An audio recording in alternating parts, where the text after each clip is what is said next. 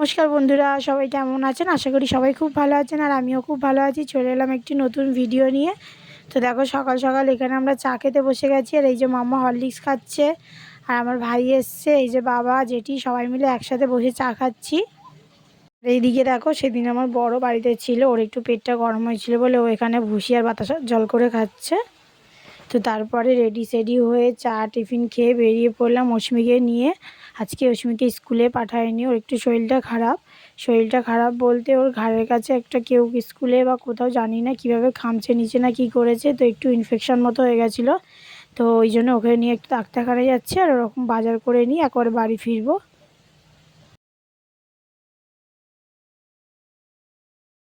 তো অস্মিকে ডাক্তার দেখিয়ে চলে এলাম সোজা হচ্ছে ওখান থেকে বাজারে। তো বাজারে এসে একটু নিলাম সবজি আর মাছ নিয়ে এবার বাড়ি যাব। আর এখানে দেখো এঁচোড়টা কাটছে কত সুন্দর করে।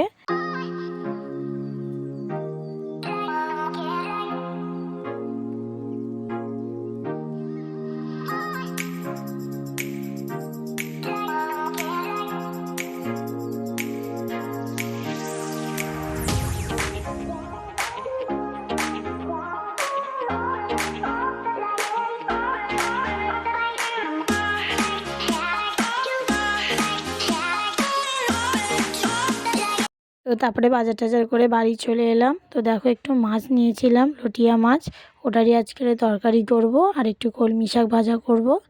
তো দেখো বাজার থেকে কী নিলাম, এই তো নিয়েছি এখানে লটিয়া মাছ, আর নিয়েছিলাম হচ্ছে এই যে কলমি শাক, একটু কলমি শাক ভাজা করব। আর এই দেখো শসা, ধনেপাতা, লেবু, এই সব কিছু নিয়েছি টুকিটাকি। তো আজকের এই রান্না করব লটিয়া মাছের তরকারি আর শাক ভাজা। তো চলো রান্না শুরু করে দিই, অনেকটাই বেলা হয়ে গেছে বাজার টাজার করে নিয়ে আসতে। আর বাজার করে নিয়ে এসে রান্না করতে গেলে না সত্যি অনেকটা বেলা হয়ে যায়। আগের দিন বাজার থাকলে তবু খুব সুবিধা হয়। তো এখানে আমি পেঁয়াজ রসুনটা কেটে নিয়েছি, লটিয়া মাছটাকেও দেখো একটু মাখিয়ে রেখেছি। আর এই যে আলু নিয়ে নিয়েছি, আলু দিয়ে তরকারি করব। আর এদিকে দেখো ডাল করছি, আর এই যে শাক ভাজাটাও বসিয়ে দিয়েছি অলরেডি।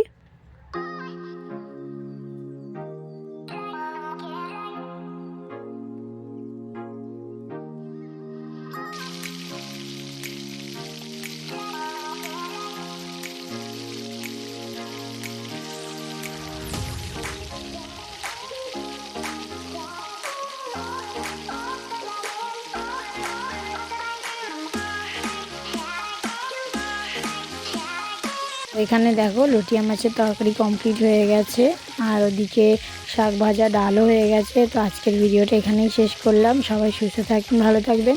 যদি আমার ভিডিওটি ভালো লাগে তাহলে প্লিজ চ্যানেলটি সাবস্ক্রাইব করে দেবেন। টাটা সবাই।